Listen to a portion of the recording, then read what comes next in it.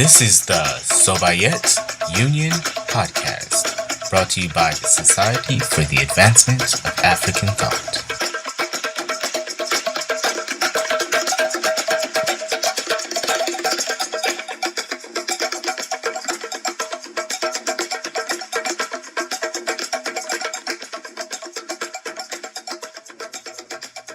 Welcome to our first podcast. This is the Sobyet Union, featuring Baba Kintu, Isaac Black. Lydia Blanco. And Rockman Kafele. Now, what we're going to be talking about today is anything having to do with Black history, culture, news, media, and anything else the family wants to talk about. Now, we're going to be going through books, we're going to be going through writings, literature, anything that comes up off the top of the head. Be gentle with us on the first time, because this is our first time. We're getting popped today, okay? So, with all that being said, we're going to dive right into it. Now, what is a Sobyet? A Sobyet is a wisdom instructor. Ancient Kemetic thought, also known as ancient Egypt, is where we get our name from. The wisdom teachers, Ptah-hotep, Amenhotep, they were all called Sobyets. And once again, they put down the wisdom instructions in both writings and in words, using the Hekau, which are the words of power. Now, without any further ado, we want to get right into it. So we're going to do some current events. We're going to get into some wisdom. We're going to get into a little bit of listener interaction. We want to talk about a book that we will always be going over every single week. So you guys can pick up the book at that time, go through it with us, and you will never miss a beat. We'll also be talking about some Netarus. Now, what are the Netarus? We're going to save the details for later, but it's also known as a god, a deity, an entity, and any other name you want to call it. We also want to leave everybody with something to do every single week. So we have a little episode of building. How do we build for eternity? That was a saying that always came up in ancient Kemet. We're building for eternity. So we're not just going to give you a bunch of stuff to be scared of. We're going to give you stuff that you can actually do to build up your community. Now, why don't we get started with some current events, shall we? Now, the first thing I want to talk about is a brand new app that just came out from Google called Allo. Okay, the title reads this: Google launches Allo, a messaging app that'll make Facebook jealous. Now, we're always going to be talking about technology as the weeks come up because it's taking over everybody's life. And we know about Google, Facebook, Instagram, Snapchat, and all these conglomerates is that they are invading our daily lives on a day-to-day basis. And we need to be very aware of what's going on and how do we combat it. So, what is this Allo? Let me read a little snippet from the article. Quote, Google is calling Allo a smart messaging app because it learns from your conversations and suggests things for you to say. Now, we're going to be talking about what's called the Internet of Things as we go on. And this is where every device that you have is connected and talks to each other without talking to you. So when you hear things like smart, that means it's doing stuff without your knowledge. And you need to be aware of it. Right. Okay, so when it says that it learns from your conversations and suggests stuff for you to say, it's telling you that you are no longer a part of the conversation. It's going to talk to whoever you're talking to for you. It's going to tell you what to think. So it's also programming your thoughts. So we have to be very, very aware of these smart apps and these smart meters, smart grids, smart devices. So let's get into it a little bit more. During a recent test chat, Allo suggested very good to a message that read, "How are you?" The app also thought we might say, "Haha, nice," or "Yeah," after we received a message that said, "Interesting."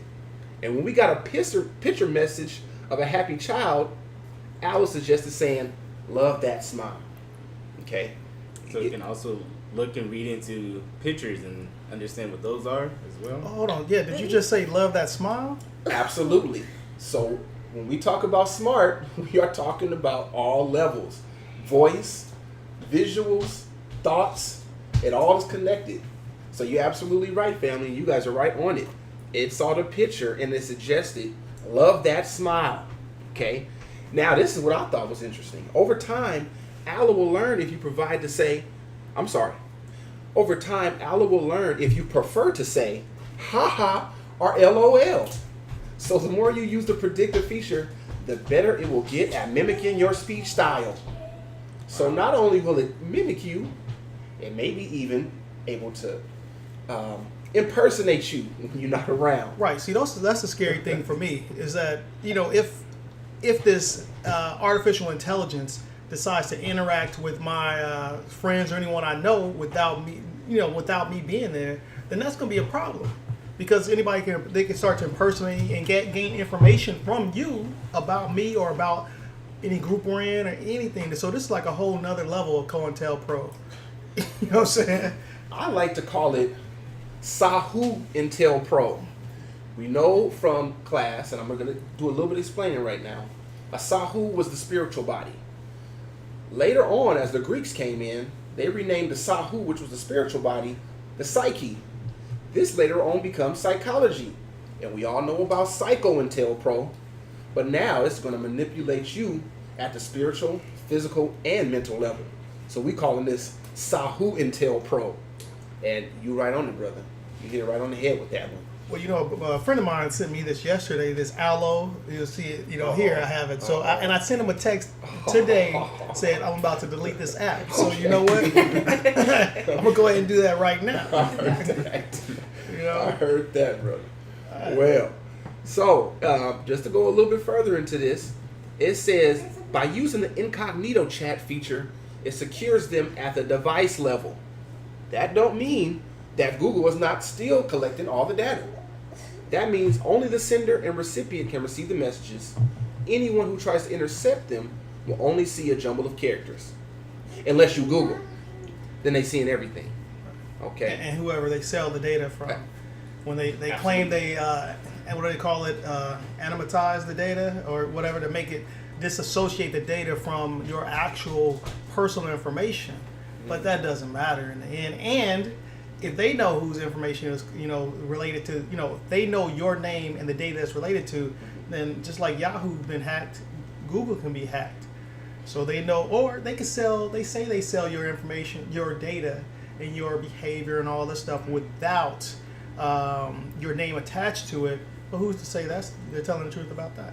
I couldn't agree with you more. They've been known to lie. We know the CEO of Wells Fargo, I think his name is John Stump, lying all over the place. And he's going to step down now, but he's going to get like a $168 million severance package where, a sister might lie on her application and she get fired and can't get a job again, ever. Okay, it costs her money as opposed to getting $168 million. So, once again, people are getting paid to lie. Now, I'm just going to sum it up with this. It says there are no ads. Google won't show you ads in Allo, but it will use the information you search for as part of your overall Google account. So, Brother Rahman, you was right on. You was one step ahead of me. So, even though you having these conversations, they still collecting that data, and they still going to use it in your other accounts with Google to then advertise stuff to you. So, be very, very careful with the smart stuff because it might be smarter than you. Right. So, I'm going to leave that there, and I'm going to go to our next article.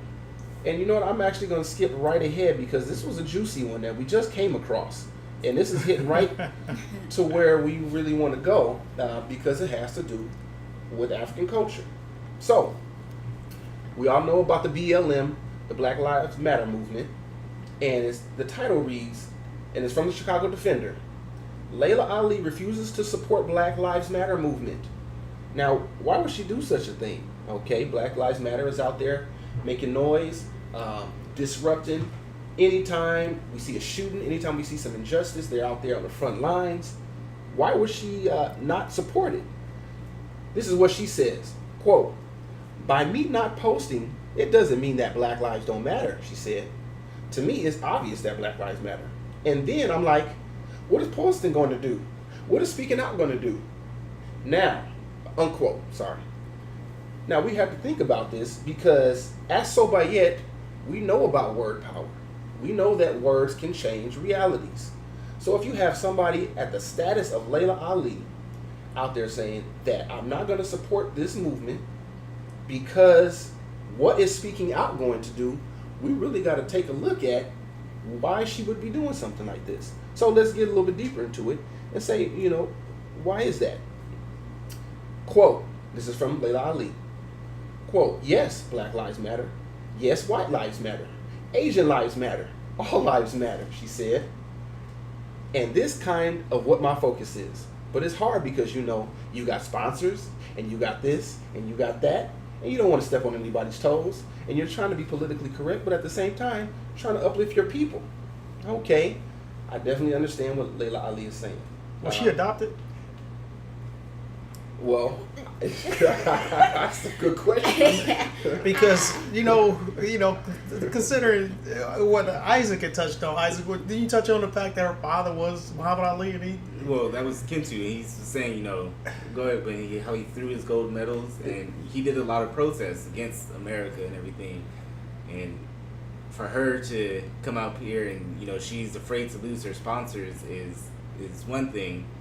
Seeing that all the things that her father did, but I feel she still has to try and get her money. She still has to try and live and everything like that. So that might be a fear for her. And what money do that? I thought they had money. Yeah, that. Well, you have to keep it coming in. It's not like they just have support it. the lifestyle. Is that it? Yeah. But what if her father never spoke out? Because she said what the speaking out for you do. Well, hell, what has it done for her life? Mm-hmm. Her life and her father should be testimony already. Mm-hmm. What it done for you and what it does for our people. So, in the end, your enemies, your friends, everybody respects you for taking a stand. Not cowering. So, I don't know. I can't ride with you. You know what, Brother Rockmine? I would have to agree with you on this. And personally, this is just coming from me. I'm not a big supporter of Black Lives Matter, and as you start listening to the podcast, you will see my perspective on it. But I do not agree with her reasoning, which is I'm not doing it to lose sponsorship. And I think one of these posts that came off of Twitter by a brother by the name of LJ hit it right on the head. It goes, quote, shaking my head, such a radical difference from her father, more concerned about not alienating people, than people dying. Got it. So what that's saying is she's more concerned about what everybody else is thinking as opposed to the people who are actually getting shot in the streets on a daily basis. The right thing. The people who are flunking out of schools on a daily basis. The people who are on the bottom rung of every social institution on a daily basis. Now, if she would have said, you know what, the funding is not coming from a certain place, or they're not being run by this or run by that, we can probably support her on this. But because it's coming from such an individualistic perspective, I'm going to speak for myself. I can't rock with you on this, Layla Ali. I think it's also important to know that when someone is standing up for you, if she's standing up for us, we have to support her as Black people, and as we have done with Kaepernick. He's not a starter. His jersey shouldn't be selling as well, but because he stood up, it is. And that's something that's also important. That's a good point. That's excellent point. So this way, our leaders that are standing up, they don't have to rely on sources of income from elsewhere. They don't have to rely on stuff like that. They can get it from us because we're right there with them. So, that's important. To tie in with that, there's a quote that I was listening to, and it says, dare to reach into the darkness to pull someone into the light. Remember, strong people not only stand up for themselves, but stand up for others too. Now, with her, in the same sense, it's like she has that power already. She has a stand for it. So if she takes a stand on one thing and stay with that stand, then it will bring more awareness, not necessarily to Black Lives Matter, but just overall as a whole as human beings. Okay.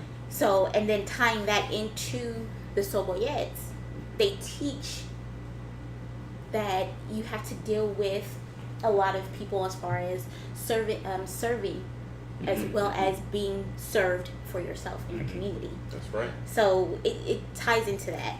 And going on that. Hold on, before you mention the Sobyets, go into the the Sobyet section or section. I just want to touch on what Isaac was saying about Kaepernick. I had a friend question why Kaepernick's jersey was selling so well and why he's number one. This conversation was like a week ago, and so his jersey was number one on his team and number 3 overall in the NFL. And I told him, he said, oh, people were just jumping on the bandwagon. I said, no, people are actually supporting Kaepernick. It is called reciprocity, which is part of Ma'at. So he's standing up for us and for black people dying. So in regards to what color you are, if you find that his cause is just, then you buy those things, you purchase those things. His jersey, I purchased a Kaepernick sweater. I'm not a 49ers fan, but I have a Kaepernick sweater now. It's cool, I can wear it. But it's so to show he's not standing alone and by himself. Because originally, the owner of his team and other owners were saying how unpatriotic he was. And, they were almost set to get ready to blackball him, right? But they're all about money. So once they saw that those jersey sales spike up and Kaepernick shot from nowhere, because he's a backup, like you said, shot from like number 20 jersey sale on his team or something, and just not even remotely close to the top in the league. But now he's jumped up in both, and so money's flowing in. So Kaepernick's able to use his wisdom and donate that money to which he did. He has done. He's done, right, recently. And then the 49ers owner matched his donation, right? So he went from, Kaepernick's unpatriotic and we're going to do something about him to, I'll match his donation, and so basically that's the reciprocity. So Layla Ali forgets that she looks at these other people as her only source, her lifeline in the world. We need to look at each other as our lifeline. Kaepernick saw that, and guess what? The people support him. Most people don't care anything about the 49ers, not Kaepernick fans, but once he did that, they supported him. He that reciprocity played out. She needs to take a look at that. Absolutely. Definitely. Excellent points by everybody on the panel, and I definitely have to support them on that. We want to go back to the sisters so she can go ahead and finish what she was saying about that Sobyet. Okay, so for the Sobyet that we're going to touch on this week, is going to be for Ptahhotep. Now, Ptahhotep was part of the Old Kingdom, so it's about the 6th dynasty. He was of royal blood. He was the son of the king, or Nisut, if I'm saying it correct. Okay. So, for him, it was important to reestablish the first occasion. Now, in the first occasion, that is...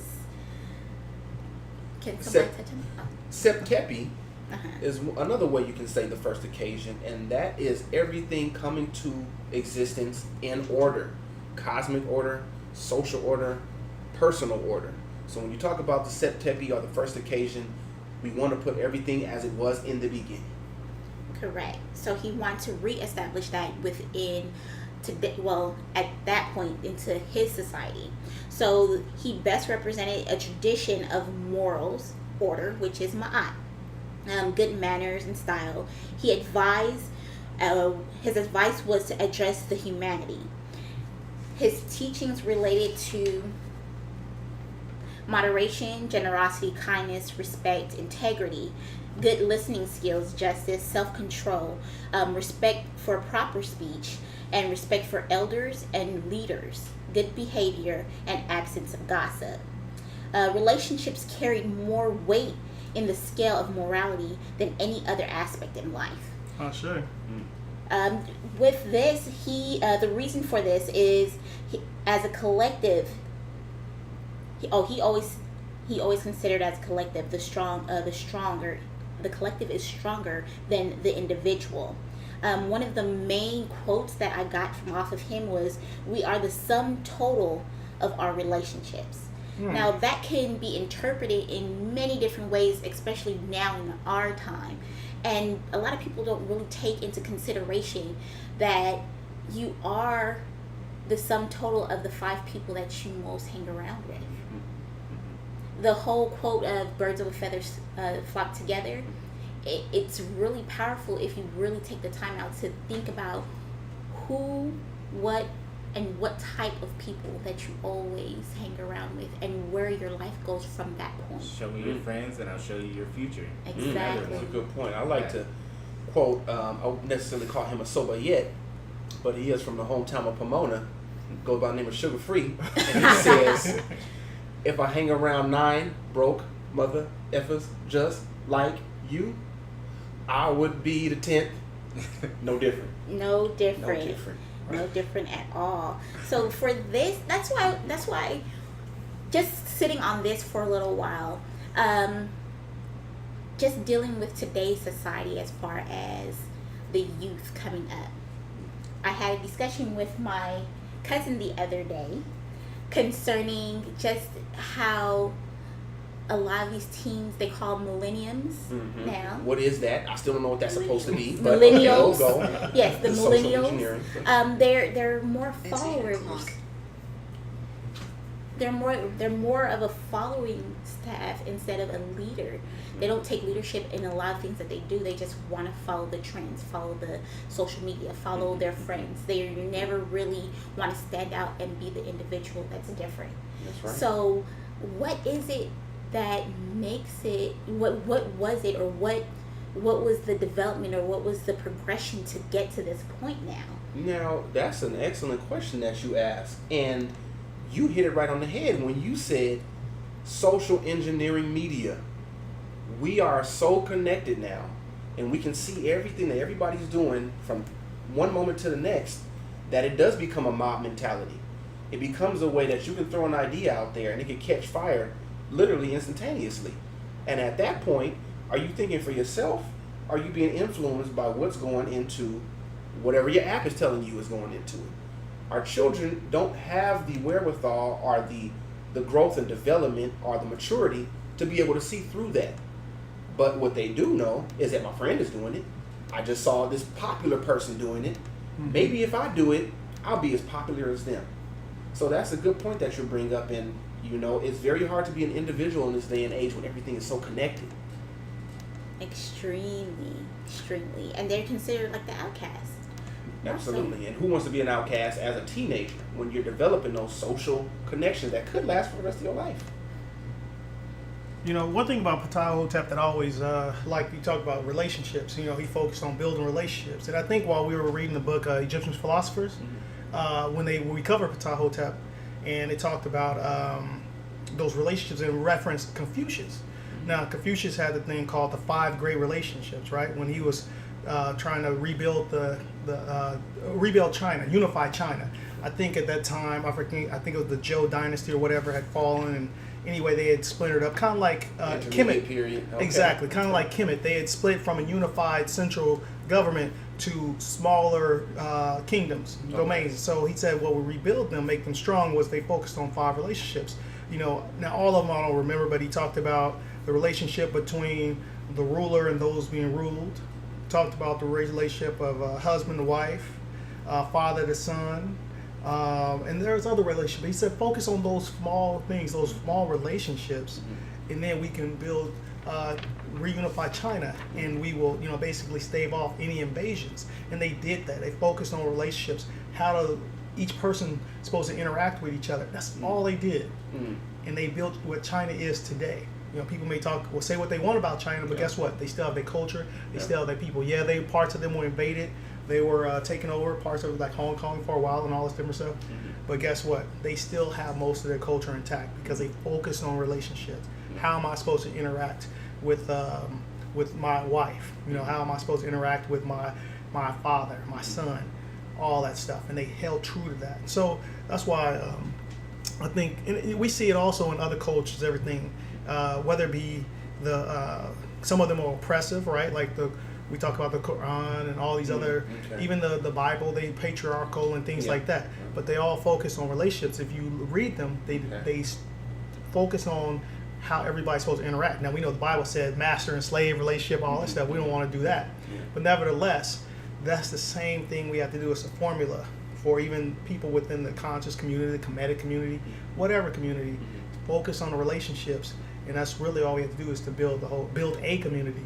Sound like Confucius was reading some Ptahhotep to me. Exactly. Yeah, exactly. And we know, you know, where Quran and the Bible came from, or the many versions of the Bible came from, all coming off the walls of Kemet and the different temples. So, you know, Septepi. Said Tepe. Yeah, but just bouncing off of that too, just within the conscious community, I'm just going to say in general, for North America, the culture that was derived from here, it's been broken down so bad. The nuclear family has been broken down for generations now. So it'll be harder in one sense to actually build that back up in order to be at a stable place to start building. But it's up to us as a community to start building that. So it's something that goes hand in hand as far as like, yes, it's there, we need to do it, but then it's what steps do we need to do to break that generational cycle of the breakdown of a family unit. I can't remember who made this quote, but it really stuck with me. It said, the family unit is no longer a functioning part of society. It's no longer a way to raise children because you don't have enough control over your children's environment. It is now the entire village, and now it expands once again to our social engineering media. So that's what's raising our children.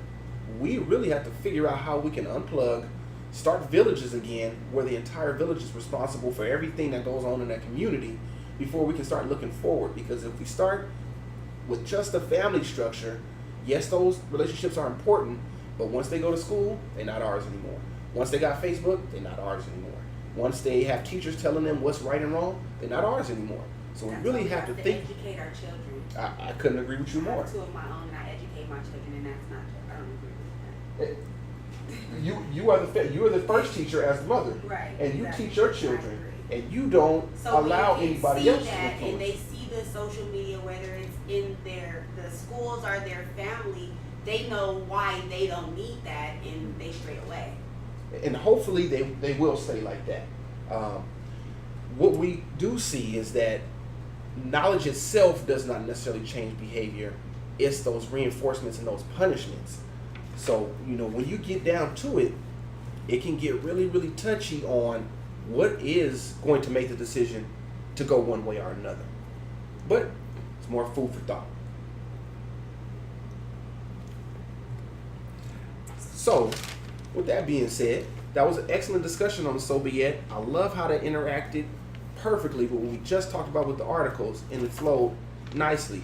And we want to have a little interaction with the family. So it sounds like education came up, and we want to go ahead and discuss this for a little 5 minute with a special guest that we have. Would you like to introduce yourself, special guest? Yes, my name is Sabrina. Excellent, excellent. Well, thank you for joining us today on the Sobyet Union, and we would love to talk to you about how you educate your children. How do you go about instilling those values that you want to have them carry on into the future? By being a model, and my kids idol me, so they look up to me. I'll show you. When they see others being a certain way, or they hear slang in someone's voice, they question it, and I come back with letting them know. Absolutely. The best thing you said was, I'm a model. I'm the one that they look up to. And that's one thing we really have to start thinking about, because they look up to certain individuals. And if we're not setting good examples, they're going to run amok. As simple as that.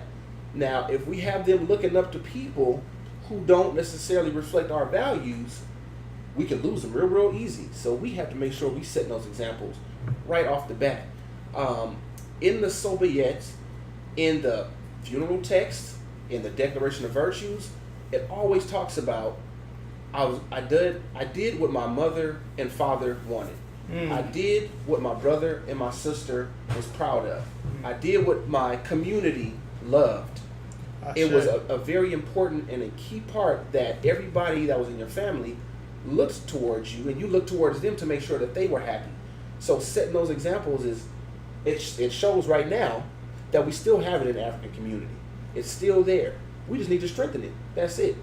So anybody got any thoughts on that? Well, I know I would like to post that on the Facebook page, about what you just said about the quotes. I did what my mother and father loved. So that's all I would say. Yeah, well, with that, you look at Mentu Hotep, and you break down what his name, man, we went over this yesterday in our class, and what Mentu Hotep means, it's Mentu is the deity of war, and then Hotep would be at peace. right? So when Mentu united the lands, you know, he ended that conflict between the Upper and Lower Kemet and made the land at peace. So he was named this when he was a child. His parents envisioned him to bring peace to Kemet. So he did what his mother and father wanted to do, and you know, living up to their expectations. And it shows the importance of names, what you name your children. Take it right on my mouth. Implement in them also, because I'm sure they were strong about that. Yeah, So that's to also something that teach they it to live them. by. Absolutely. Yeah, so and that shows, that also reinforces, you know, how important the family unit is. And It's the most important thing. yeah, Absolutely. It's the most important thing. You know, what you know what you alluded to. We keep mentioning class that we have, you know, but we never really mentioned when we have it or anything. But we have a class on Fridays. Yes, It actually was gave birth to this podcast. Absolutely. And so the class is called SOT, the Society for the Advancement of African Thought, right? So we meet every Friday. It's more than a book study. It's actually a mission. You know, we're trying to it's a cultural building. Gosh, Exactly. building for eternity. Yeah. exactly cultural building for eternity. So I don't know. Is this section where we go into the book as well? Yeah. We talk. And we Yeah, we Okay. start going into the book, So and right now we're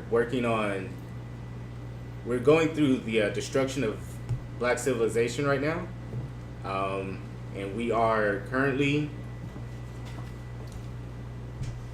we're in the section of Ethiopia, the oldest daughter of Egypt, and you know there's 2 copies of the book and everything, so the page numbers are different, but that's what section we're going through right now. and if I might hop in real quick, it's authored by Chancellor Williams. Yes, by Chancellor Williams. so actually we're doing 2 books, right? Yeah, we were doing another book as Yeah, well. so we're doing 2 books. We're doing Ma'at, and then you can jump into the destruction. But we're also doing Ma'at, The Moral Ideal in Ancient Egypt by Maulana Karanga. Now, how we're processing these books, I think, I forgot how many sections or chapters we did of Ma'at, but we took a break from Ma'at to jump over to the first half, because there are really 2 parts of Destruction of Black Civilization by Chancellor Williams. So we're going to do the first half and then jump back into the Ma'at book. But do you want to say something about destruction?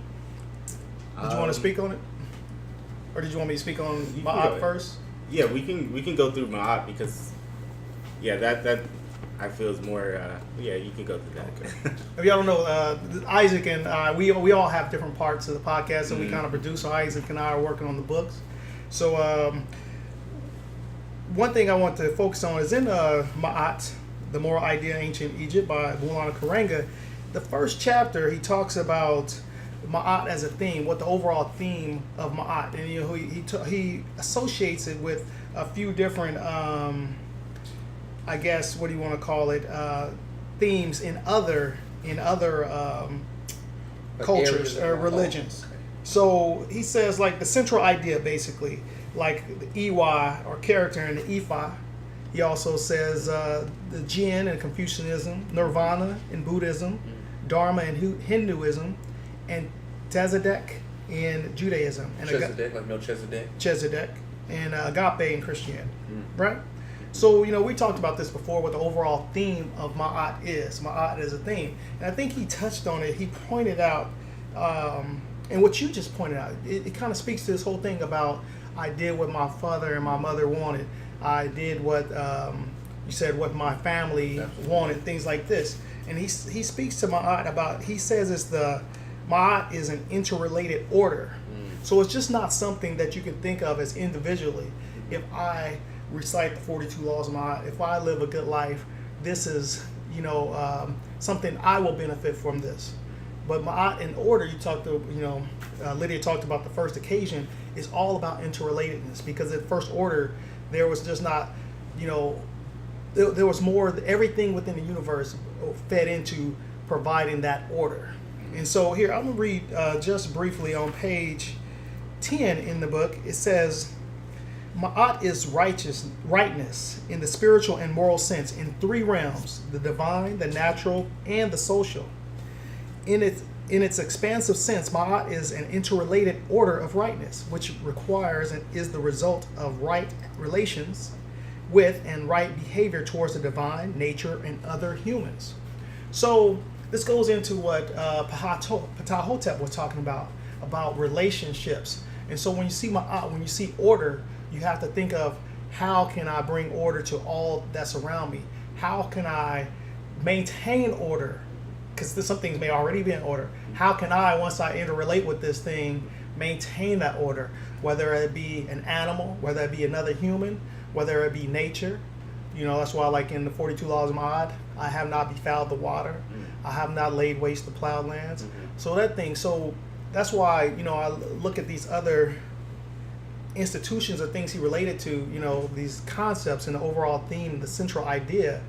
And some of those don't have the central idea is not interrelatedness of the moral order. I see. And so with Ma'at, you can't separate, you know, relationships from the divine and from the moral order. So that's why they had Asar and Aset and Heru, because that unit represented the divine. It wasn't just one of them represented the divine. That's right. It was the unit. So that's how I see Ma'at. I mean, you guys can speak to that, but... And, you know, I think you made an excellent point, and what it reminds me of is another African concept, and I want to say it's maybe from the Congo area, but it's Ubuntu. Basically, I am because we are. Right. You said there is no unit that just has one individual. Right. It consists of those three. And we really start to get into the science, we'll talk about how powerful the number 3 is and what it represents. Not just as far as atoms are concerned, but as far as you know, any plethora of things we can talk about with the number of 3. The 9, 3 times 3 is 9, 3 to the third power. All of these add up to 9, which is a feminine principle. And in African cultures, that feminine principle is pretty much the bottom line. You passed your lineage through that mitochondrial DNA. When we talk about destruction of black civilization, we talk about how did the Asiatics, who were coming in and invading Africa at that point in time, how did they come up? They came up because they were able to marry into the sisters, and they were able to marry into the daughters of the ancient Kemetic Nisus, or the kings, which we'll call kings today, and they were able to get in there. But once again, we're talking about 9, the 3, the family. Even in the Septepi, Ra says, I created 1, who became the 2, who became the 3. Right? So he didn't just exist in himself, he split himself off, which eventually became the 3. So you hit it right on the head when you talked about that 3. Yeah. And that's why even like when my daughter and I, we do the 42 Laws of Ma'at, which I'll touch on later in a different segment. But one thing I'd say, you know, I tell her we do 42 Laws of Ma'at just not for our own moral rightness, but we do it, you know, for to be in concert with the rest of the community, you know, to honor the community, to honor ourselves, our ancestors, and to honor the Creator, you know, divine. You know, so never recite the, you know, I tell her never recite the 42 Laws of Ma'at thinking about yourself. That's right. You have to think about your interrelatedness to everything else, because that's what makes the African mind different than other mindsets where they focus on, you know, I'm going to do this so I can make it to the next life or make it to heaven or what have you. So yeah, absolutely. Go ahead. It was just important, you know, how earlier you're talking about with Confucius, how, you know, focusing on the family, and then once you have that, you know, you're able to go out and do all the great things that China did and restoring and everything. And, you know, once you get that family unit together, your family as a unit can start focusing on other things and other relationships and building those relationships. Sure. And then, you know, that's really how you build a community, you know. Absolutely. So like you said, Confucius was read some Ptahhotep absolutely. Ma'at, because that's basically what it is. It's about interrelatedness of everything. So he was digging in the crates. You know, definitely. Any comments, Lydia? No comments right now. But did you have a comment, Isaac, about destruction or something about destruction? Well, I was just going to break down the name, the Memphis. Oh, Menefer. Yeah, about, you know, his name and how he was, his name and how he. Oh, you're talking about Mentuhotep. Yeah, Mentuhotep. How he did what his parents wanted him to and everything. Right. So. And now that I think about it, the divine triad was not only in the creation story, but it was throughout each gnome. Right. Each gnome had a divine triad. So in Nefer, you had Ptah, Sekhmet, and Nefertim, who was the son of those two. So it wasn't only Aset, Asar, and Heru. Each nome had their divine triad. You got 42 nomes. That's also divisible by 3. So it keeps coming up over and over again when we think about these ancient Kemetic sciences. And if you want to know what we're talking about when we talk about these numbers, you'd have to get the book Egyptian Philosophers by Malefic Kinti Asante, and you need to start understanding this gematria, because numbers can be used with words to convey meaning that you can't get to with just by speaking or just by communicating those ideas. You really got to understand the trivium, quadrivium, the 3 and the 4, in order to understand how the African educational system was able to take one person to the highest levels of thought. So when we get into these books, we're not just reading them just for mental masturbation. We are really applying these things on a day-to-day basis, and we're seeing how these things interconnect. Our people were so deep. It's amazing sometimes to me the level and the depth of the thought process and how long these cultures and these societies lasted with these ideals, and how they still last throughout society today. Right now, we're in 2016. That's a 9. We're on the verge of possibly having a female president, Hillary Clinton. Not that I support her by any stretch of the imagination, but you can see they understand the sciences, and sometimes they use it against us. If we don't understand the sciences, we're going to get left behind. Now, you mentioned earlier, you talked about how foreigners could marry into our families, because we were talking about relationships, we were talking about family, all things like that. Now, since our main book is the Ma'at book, like we spoke about, but we're also touching on destruction of black civilization. And I had actually posted this on our Facebook page, and it relates to what you said about the family, and I had a question about it. So page 99 of Destruction of Black Civilization says, the African matrilineal system made the Asian route to the African throne easy when compared with the generally patrilineal system of the whites. All the Asian kings had to do was to promote the marriage of royal males to the oldest sisters of African kings. So, in terms of if we're going to protect the family for foreigners, foreign ideas and things like that, to get us in this situation, we have to admit, Kemet no longer exists, so there was weakness in terms of their structure. So we don't want to implement the structure and say, this is what they did. Well, guess what? They don't exist. So though we study their spiritual systems and we are spiritually related to them, right? We still have to correct things that that brought about our downfall. Now, one of my questions about that was that who determined which males were allowed to marry into royal African families in Kemet? Was there no structure to prevent this? And were royal women free to marry whomever they desired? See, that's an excellent question. And to tell you the truth, I'm going to have to dig in the crates myself and do some more research on that. But I would say, and I'm just going to jump out on a limb on this just from what I have with prior knowledge, I'm going to assume that the sisters were able to marry the Asiatic or European royalty only. I don't think they were able to marry somebody who would have been considered a commoner, and they were able to marry one of the daughters or the sisters. They may have been in what we call Lower Kemet.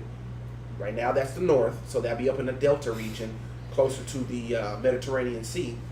When they came in, they probably had to have some type of royal connection in their land in order to be able to marry into our royalty as well.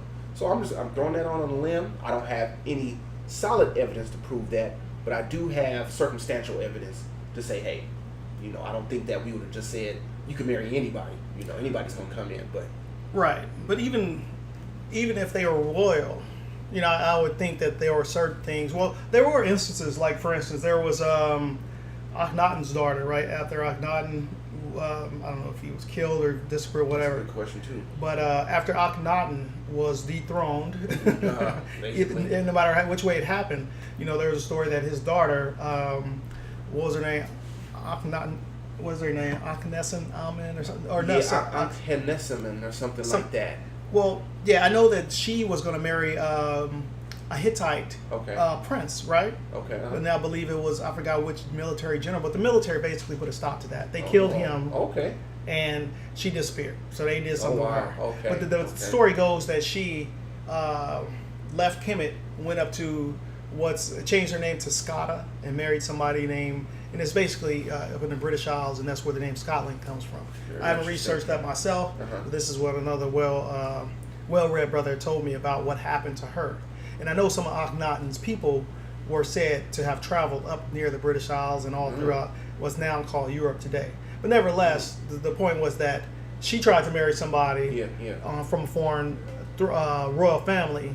I don't know if it was without permission of the priesthood, because at that point, once Akhenaten was dethroned, right, then the priesthood would take back over. Right. So that's why I was wondering who actually allowed that to happen. Did the priesthood have to give their blessing, or you see what I'm saying? But That's a good point. And you made another connection that I'm thinking about, and stuff is just popping all in my head when you said she disappeared. First of all, they put a stop to the marriage. She disappeared. She went up to the British Isles. It reminds me of another story, and you guys might know this story. A Princess Diana. She was about to marry Dodi Fayed. She was pregnant with his baby. He was a Western Asian, or what some people might call him Middle Eastern. I think he might have been from Saudi Arabia. Somewhere, yeah. The royalty said, no, that's not about to happen. Next thing you know, she supposedly is getting killed in a car accident because paparazzi's chasing her. Right. This year, on the princess's birthday, on the queen's birthday, Queen Elizabeth, excuse my language, baby, she said herself, the queen knew too much. She had to go. So now they just out there admitting that they taking people out based on who they are marrying with. So they're not going to spread their blue blood with anybody. And who knows, they probably got it from us. So, just interrelated, it doesn't directly relate to this situation, but these people will stop at nothing. Wow. But yeah, so that's all. It seems like every segment that we've done so far, it's all interrelated, right? It all deals with relationships and all deals with other things. But that's essentially, like I said, it's the overall central idea, the theme of Ma'at, right? The interrelatedness of the entire universe. Not sure. So, I hope you guys enjoyed that little section. And once again, we're always going to touch on a little piece of the book. So make sure you go out and get Destruction of Black Civilization by Chancellor Williams. Go out and get Ma'at by Brother Malenga Karanga, who is also still teaching up there at Long Beach State. And also, make sure there's another book that we referenced, which was Egyptian Philosophers by Maleficenti Asante, who I think is still up at Temple, if I'm not mistaken. So go get these brothers' books. You supporting black-owned businesses if you go get these books too. So you're not just getting information, you also support it financially. So now, we want to go ahead and start to tap into what we call, or I shouldn't even say we call, the ancestors called the Netaru. Now, what is a Netaru? We got to break that down first. A Netaru is what you would call today a god, a deity, an entity, somebody who has either become a god or they have been an essence within the universe from the very beginning. So you have concepts like Husia, right? The Hu and the Sia, which is perception, the Hu, and then the Sia, which is the authority. So these are just concepts that exist in the natural environment, but they also have been personified inside a body of a deity or a god. You also have concepts like Ma'at, which represent the balance, the reciprocity, harmony, right? She also is a basic idea fundamental to almost every society today, but that is godlike, right? Also, you have gods like Amenhotep. Amenhotep, at one point, was a human being walking around like me and you. But if you understand African cultures and African spiritual systems, the ancestors can be deified. You feed the ancestors regularly. You keep their name in your mouth so they can continue to live. You don't treat them as anything different. They have a placemat at the table. That's how you continue to keep that continuity. You don't forget about them. You don't go ahead and have a funeral and then they're never thought about again. You drop a couple of flowers off every once in a while. You might even have concepts like Tupac, pour out a little liquor. He may not have known the sciences like that, but every time you pour a libation, you call out the names of the ancestors and the deities. That's what a Netaru is. So today we want to focus on one of the very first Netaru, Ra. Now who is Ra? Ra is the very first deity of what the Greeks called the Ennead, which meant the 9. But we called, or the Kemites called, the Africans called, the Paut. That meant 9. The Pau Neteru were the first 9.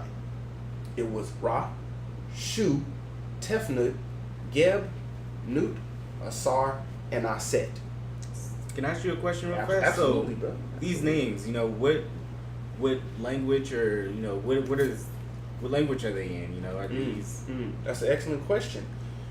'Cause What the ancient Kemites called their language was Medu Neter. So I'm glad you brought that up, because that just hit me right now, and I'm just now feeling the goosebumps right now because I wasn't even thinking about that. The Medu is words, our voice, our calling. And then once again, we're back to Neter, divine, deity-like. So when we say Medu Neter, we're talking about the words of the gods. So the language that was written down, laid down, the very first spiritual writings that you ever see was the Medu Neter. And they also have, you know, English names as well, right? That, well, I guess you could say English kind of names, but we should use the Medu names for them, right? Because that's the names that, those are the divine names, the divine words that are used for them. Brother Isaac brought up an excellent point. He said, you got to use the proper names, because the vibration affects the body, the mind, the soul differently if you use a different vibration, which is a different name. So if you call in a Neteru or an ancestor by the wrong name, not only is it disrespectful, but you're not getting the right energy from it. Okay. Yeah. So if you're not saying Ra, if you're calling Anu Heliopolis, you're not getting the right energy. You're not getting the same vibration that was put forth since Septepi, since the first occasion that we talked about a little bit earlier. So you brought some excellent points and some great questions. And I want to get back to Ra, because why is he so important? He also represented the sun, a very basic concept. Nothing grows without the sun, right? Right. Our skin is melanated, it's covered, so that we can protect from the sun, so we can get that vitamin D, which then turns into various chemicals that go into the brain to make you feel good, right? You got melatonin, that turns into serotonin. All of these are dopamine, right? All these chemicals make you feel good. There's a reason why he the first one, right? Now what's the story behind Ra? Ra goes all the way back to maybe about the second dynastic period, and he's found in the pyramid text, creating not only himself, but he's also said in some other stories to be created by Ptah. Now, with that being said, we talked about the 3 a little bit earlier. Ra creating Shu and Tefnut. So you got fire, you got water, and you got wind. So you also have the 4 elements there almost as well. Did anybody else want to throw something else out there? You know, based on Ra? Well, Anything that they learned from Ra, or I have a question. Now, I've watched some different. I forgot the brother's name. There's a brother who, I think he has a website called Omar Ra Art. Is anyway. Rememart? Yeah. Okay. And so this brother does research on the where these Kemetic names come from, where the Medu comes from. Okay. Right. The language, everything comes from, and he was saying that the Ra comes from the lions. When they would see the sun in the morning, they would roar. So it's like roar, roar. And so that's because, I mean, and it makes sense because, you know, a lot of the Medu comes from sounds that the animals made. Absolutely. Like, for instance, the cat, what we call cat today, what did the Kemites call him? They had different names. They call it meow, exactly, because that's the sound that the cat make, meow. So same with Yah, the moon, right? Because the baboons in the evening, right, when the moon would come up, they'd be like, Yah, Yah, Yah. If you ever hear baboon, you know it makes that sound. Yeah. And so they say Yah. So, and that goes back to the interrelatedness that we talked about before. If nature was our first teacher, right? So we're learning the names of these things, so we name based on the sounds that they make. Nature's our first teacher, then how can we disrespect and pollute nature and do all that thing? So it goes back to the interrelatedness of everything that we talked about before. So have you ever heard anything like that in terms of that's where the sound Ra came to be the name of the sun? You bring up a good point. I have not heard that exact explanation, but Sekhmet, which was one of Ra's daughters, or also the Eye of Ra, is represented as a lion-headed deity, right? You got Bastet, who was also another manifestation of Ra, an Eye of Ra, who also is a protector of Ra, also is a female cat deity. So you have, it all came together right now where I didn't know this, but that sound, Ra, Right. when the sun comes up, associated with the lions roaring, it only makes sense that Their mane also looks like the sun. yellow and gold, Mhm. right? It looks like if you look at the sun, the corona on the outside is orange, whereas in the middle is yellow, looking just like a lion. No different. Everything is everything. That is an African concept that we also learn from the book Egyptian Philosophers. When you go into African thought, nothing is separate. Everything is together. So you talk about Ra, you're talking about the solar boat. That's another thing that we don't really talk about is Ra and his solar boat. Right. So what he would do is he would get up in the morning, be reborn again, because another concept is that every single day you have a new chance to make your day great again.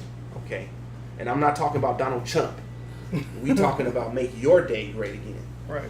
And in doing so, Ra would come up in the morning, ride in his solar boat across the evening sky, and then go down in the solar boat and battle what they called Apep, who was a female deity who existed before all of them. Because in order to have this form of Ra, you had to have him overthrown somebody. And that was one of the pre-dynastic gods that existed before Ra. Ra came and overthrew Apep. So every day it was a constant battle. Sails in his solar boat, make sure everybody has their needs met, then goes back into the underworld to overthrow Apep. Looked like a snake, a gigantic snake. Even if you look in the Purdom Haru, which is the book of the going forth into day, the book of the Great Awakening, there's a lot of ways you can translate it. It still has to do with Ra, light, the sun, traveling through the day sky. And he had many manifestations. In the daytime, he was Khepera, right? Khepera means to transform, so it's the brand new morning sun. You had Raharu Kahudi, which is the noon sun, right in the middle when it's hot, burning you up. The highest point. The highest point. Ra, and then Heru, we know, is also a form of the sun. And then Kahut is the horizon, and you put an E at the end that makes it plural. So he's saying both horizons. So if it's at the top, Ra, it's the two Raharu horizons. Kahudi, Ra of the both horizons, okay? Right. So when you talk about people being just sun worshipers, it wasn't like they were just coming outside saying, "Oh, sun, I worship you." No. You hear everything we just laid down right now, from overthrowing the night, to having transformations in the day, to having that evening sun set, to having the lions roar and roar. This is complicated science here. We weren't talking about anything lightweight, just on a basic surface level like they might lead people to believe Africans to be. No. This was a deep philosophical science. Right. So, and they didn't have a bunch of distractions, right? They didn't have Facebook. They didn't have TV. All they this didn't have stuff. aloe. Yeah, they didn't have aloe, right? Predicting what they was about to say. Right. So they could sit Absolutely. and contemplate. They could listen to nature. They could respect nature.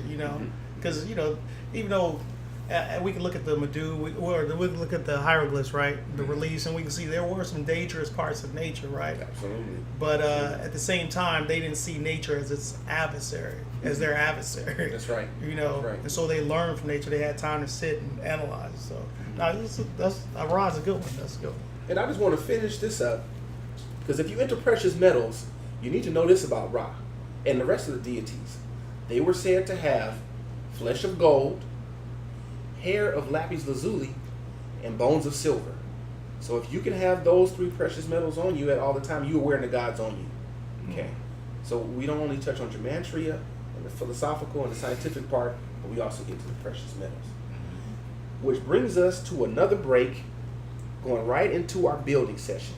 We gave out a ton of information today, and we hope that you guys soaking it up, loving it, and coming back for some more.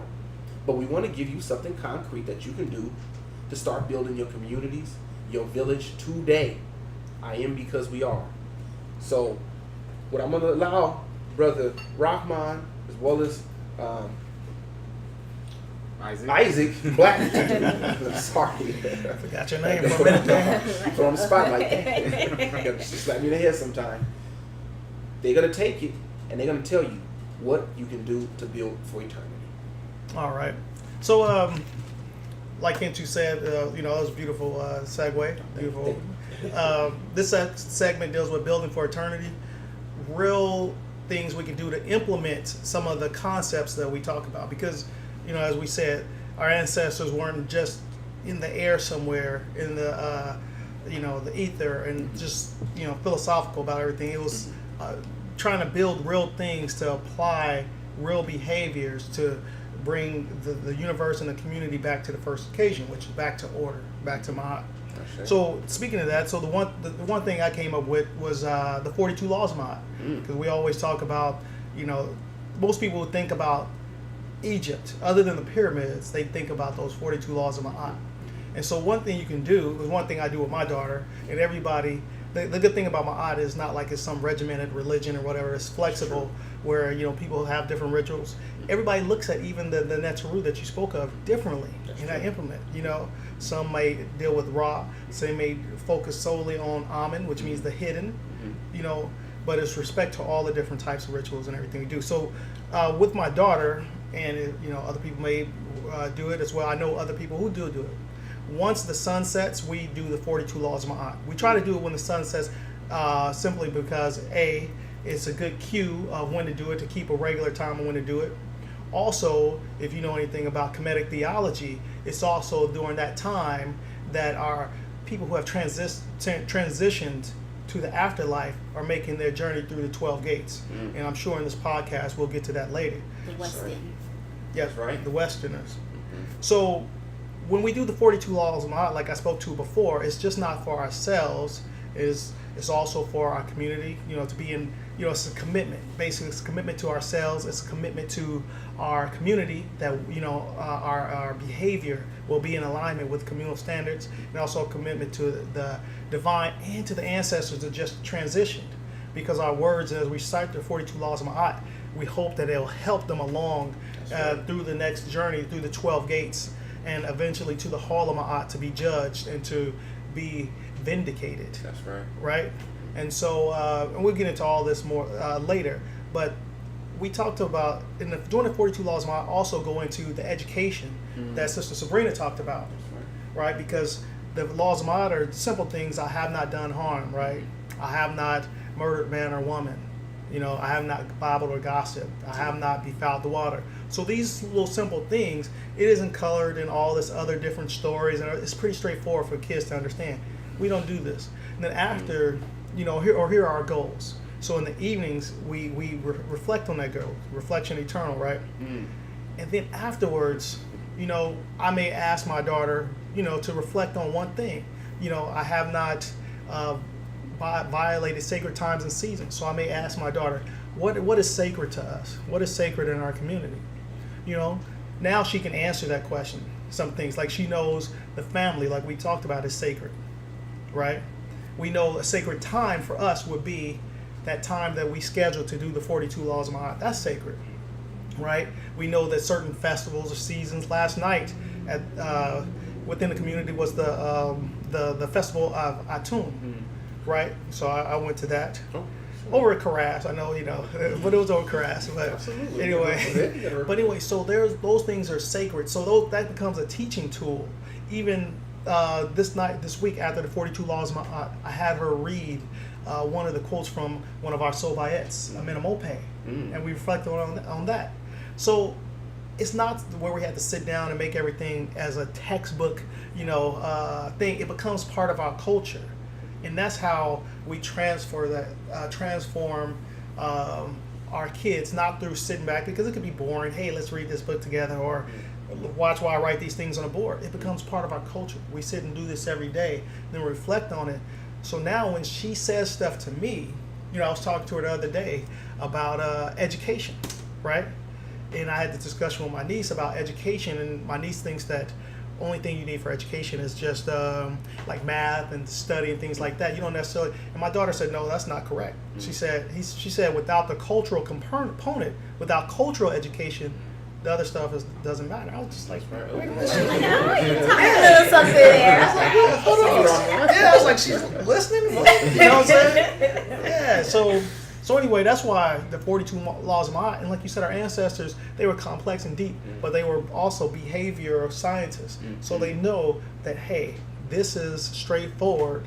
This is a tool of education, not just a tool of your own, like I said, selfish way of trying to get to heaven or whatever. It's not about that. So Rahman, do you read the 42 like a religious dogmatic way, like you would do, let's say, the evening prayer in, let's say, Islam? Is it something that you have to read all 42 in the same order every single day, and you just kind of remember them by rote memorization, and you just say them over and over again? Well, for us, yes. Now, for us, for our particular family, yes. Well, we have, actually, we use 42 laws Ma'at that's listed in Papyrus of Ani. Okay. You know, I know there were different 42 laws Ma'at, different versions. Somebody actually brought one to me the other day. I guess somebody had kind of, you know, massaged their own one. But I said, hey, that's okay.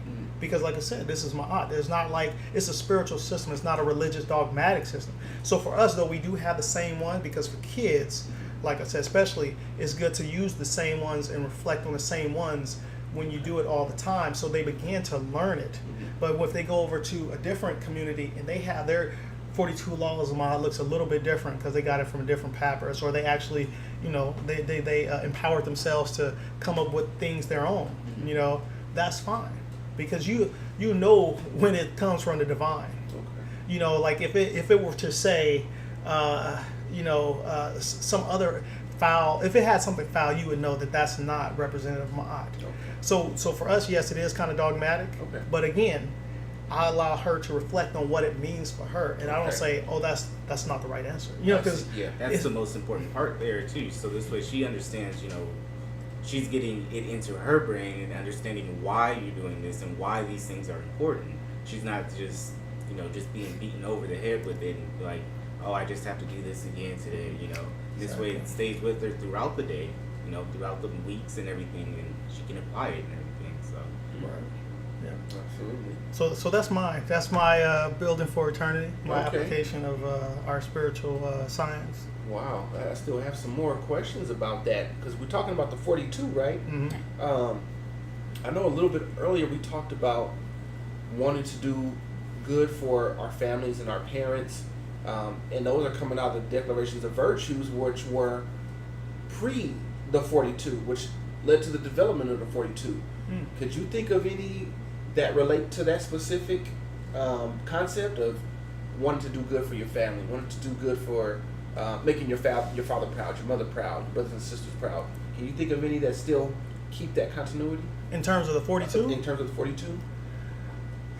Let me reflect. In terms of making, you know, there are some that, now we actually change up. And I'll have to pull out this book, because we change up a couple of them that speak to, and people can probably hear me walking to get this book. That's Bigfoot. That's the Yeti. Right. But like there's one where it says, "I have not worked treasons or curses on the Nasut," right? Okay. Now we change that to, "I have not worked treason or curses on the elders," right? So that speaks to, you know, I talked to her about that. Why did we change it? Because first of all, right now we don't have a Nasut.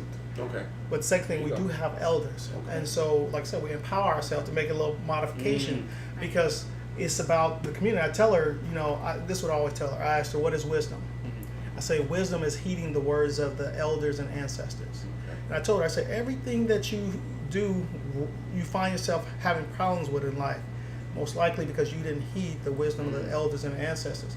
I said, all of this foolishness that's happening in the community, everything is that simple. I said, all the solutions to all the problems that we have already been solved. The problem is people are not wise. Why? Because they don't heed the words of the elders and ancestors. But that's why we created this podcast, because where are the words of our elders and ancestors? They're on the pyramid text. They're in the coffin text. They're in these books by Milano Karanga, who's an elder. He's still alive. Sobyet. Yeah, they're by Chancellor Williams. These are, you know, this is why we read this stuff, so we can apply it, not just to edify them or ourselves, or like you said, intellectual masturbation. So again, that's why we say, you know, like I said, I have not worked treason or curses on the elders, you know, things like that. So that one in particular relates to that concept of doing for the family. Okay. Right. The other ones, all of them kind of related to family. You know, I have not spoken against anyone. You know, I have not babbled the gossip. Okay. And it also sounds like you are, as far as the practical and building for eternity, the importance of ritual. Right. In what we do. making sure we have a routine, making sure we practice our rituals and use them to bring the powers that we need. Right. Right? Yep. Yeah, exactly. Because, the thing is, some people, and you guys can jump in and talk about this, but some people, when they leave religion, because I'm not against ritual. When they leave religion, they think, oh, you're supposed to leave ritual as well. But the spiritual systems, I'm thinking, so you think about Kemet, you think about all of these different places, they had priesthoods. Yes. So they had rituals. They were very religious, what we call spiritual today. But the difference is, and I always look at a difference in terms of like Amen, the Amen priesthood versus Aten, which Akhenaten. In the Amen priesthood, what did they say? Like if you read Barbara Mertz's books, Black Land, Red Land, or Red Land, Black Land, she talks about this, where she says that the Amen priesthood said Amen was the one and only creator. Okay. Right?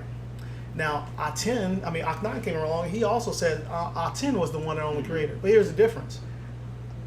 Amen priesthood recognized all the other Interu as a manifestation of that divine. Okay. Right? So they said Amen, the hidden. But all these other things are manifestation. Okay. That's what we practice today, right? Akhenaten said the Aten was the one and only, but I'm going to destroy all these other practices of worship. That's religion. Okay. So religion doesn't say, spiritual system, which I relate to Amen priesthood, doesn't say get rid of ritual. So like you said, ritual is very important. Well, even with nature itself goes through rituals. That's why we have the 4 seasons. We have, winter, summer, spring, and fall and everything. We have animals. They have rituals. Birds flying south for the summer. Yeah. So That's a good point. yeah. That's So beautiful. I like regardless of how you want to look at religion and dropping those rituals, you're going to end up in rituals regardless because it's just a part of nature. Exactly. So, It just depends on what type of rituals that you end up in. Right. yeah, it's the focus of why you're doing these rituals. Because for instance, like the Christmas or Thanksgiving. I personally don't look at it as the religious part of it. I'm not really celebrating the birth of Jesus or anything. I'm more celebrating the time that I spend with my family. This is time that I get to spend with my family, give them gifts and everything, and we get to know each other a little better. We should know each other, but really get to talk about okay, it's time at the end of the year. What are you doing? What are your plans for next year? What do you hope to do better this coming year and everything? So just dropping rituals from one religion doesn't, you shouldn't necessarily drop the ritual, but use it differently. Use that ritual to benefit your spiritual system. If you're where you want to move and where you want to go. That's some excellent points right there, and I think Lydia also hit, and she jogged my mind about another ritual. You said be careful about the ones you participate in. Right. For example, we talked about earlier, our brother Colin Kaepernick, right? Right. He said, I'm not going to participate in the ritual of this national anthem. Right. True. I'm going to, he recreated another ritual, which is I'm going to sit down or take a knee during that period of time. He's making a stand. And he's making a stand by sitting down. What an oxymoron that is. But, I got to give credit to our brother Mahmoud Abdul-Rauf, who was doing that way before Colin Kaepernick. Right. Honestly, I think Colin Kaepernick did that because he got benched and he had to protest on a bunch of different levels. But that's my opinion on that. But still, knowing which rituals to participate in and which ones not to participate in is very, very key. You even got a ritual in baseball called the 7th inning stretch. Right. That number is sacred. There's no accident that they do it during the 7th inning, and we really have to think about why that might be. Why did they throw that in there? So, yeah, I think you hit on an excellent point with that, Isaac, when you talked about, you recreate your own rituals if that's the case, Yeah. And you know what, Dr. Muwatabi Ashby, who wrote this book that I was referencing earlier, The 42 Precepts of Ma'at and Their Foundation in the Philosophy of Righteous Action, the Wisdom Text, this is a long title, The Wisdom Text Sages of Ancient Egypt Study Guide. Anyway, Dr. Muwatabi Ashby. Is that the intro? Yeah. Dr. Muwatabi Ashby says that there are 3 stages of spirituality and spiritual enlightenment. He said the first is mythology, right?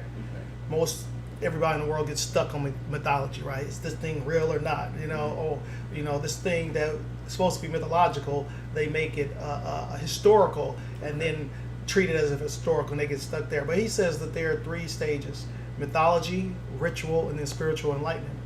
So without the ritual, whether that be meditation or whatever that we present in the future podcasts for Building for Eternity, without those rituals, I don't think you can have the spiritual enlightenment. Even if that's sitting down reflecting on what you've read for the day, that's doing the 42 laws of Ma'at, you have to have those rituals to bring forth that enlightenment.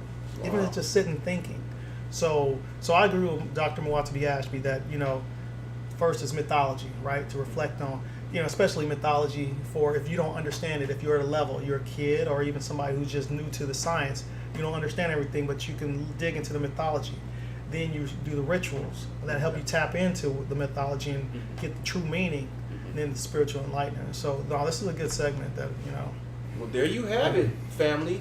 You have learned to re-tap into your rituals. Don't participate in rituals you don't want to take you somewhere else. And you can even recreate your own in order to gain spiritual enlightenment. This is something you can start doing tonight or tomorrow morning. Right. This is not something abstract. This is something very, very real. And it can lead to, who knows what it can lead to. Definitely fruition. Definitely to cohesiveness amongst the family, amongst the village, amongst your society. So make sure you're going ahead and practicing that. Build for eternity. And once again, 42, tap into your rituals and be careful what you tap into. So, with that being said, once again, we covered a ton of information. I know people's heads are about to explode, but I know you want to come back for some more. But Liddy is going to wrap it up for us with a beautiful outro and let us know exactly what we covered. We're going to give you a nice little synopsis in case you missed the first half. All right. Does this include a song? Are you going to sing? Well, I can do a song and dance, but nobody will see that. So. We'll be video podcasting this. No. So for the intro, we're discussing more so about Black culture and media. Going into our current events, we were talking about the articles about App and Aloe from Google. We also touched on Layla Ali's stance against Black Lives Matter. From there, we ended up with the Sobyets, which we discussed on Ptah-hotep. We got a little bit into the Confucius 5 types of relationships and reflected on people and their moral values and also the relationships between them.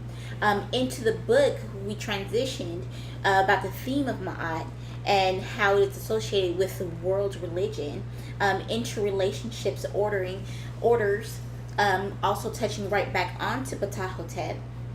And then following that was the Neteru, which we touched with Ra, the first deity of the nine. Also, we touched on the Madu Neter, the light, the sun, the lion's roar that goes onto it. And finally, as far as the building of the community or building for eternity, we touched on doing things to get back to the first occasion, such as the 42 laws of Ma'at. The 42 laws of confection. No, Ma'at. I'm sorry. Okay, and the transitions to the 12 gates concerning that, and also doing it for not only yourself, but it's for your family, your community, and forth. Sure. So, ending that, do we have any other reflections before we go ahead and wrap it up? Wow. First of all, thank you for that summary. That was excellent, and you did it in a very timely manner, I must say. Thank you. I try to be efficient sometimes. But if there's anything that I just wanted to touch on one more time, I would probably have to go back to one of our first articles that we touched on, and that's be very, very careful with what you download onto your phones. We talked about the number 7, people's iPhone 7s. And they, what is it, the Android 7 or the Galaxy 7 is coming out. So these 7s are coming out, and be careful what apps you download, especially that Aloe app, because if you don't want it talking for you or impersonating you and texting somebody without your knowledge, be very, very careful. So, I'm just going to leave it at that right there. But if anybody else had an important point that really stuck out to them, to me, please share. What stuck out to me is, the relationships, the whole relationship thing of having a relationship with your mother, your relationship with your father, you know, your sons and daughters and everything. That family unit, that's one thing that really stuck out to me. Okay. Excellent. Rahman, any closing thoughts? Well, no, I think you guys said it all. You know, matter of fact, we could ask Sabrina if she has any closing thoughts. You guys close it out. All right, family. Well, thank you for tuning in once again. This is the Sobyet Union. We'll be bringing you wisdom teachings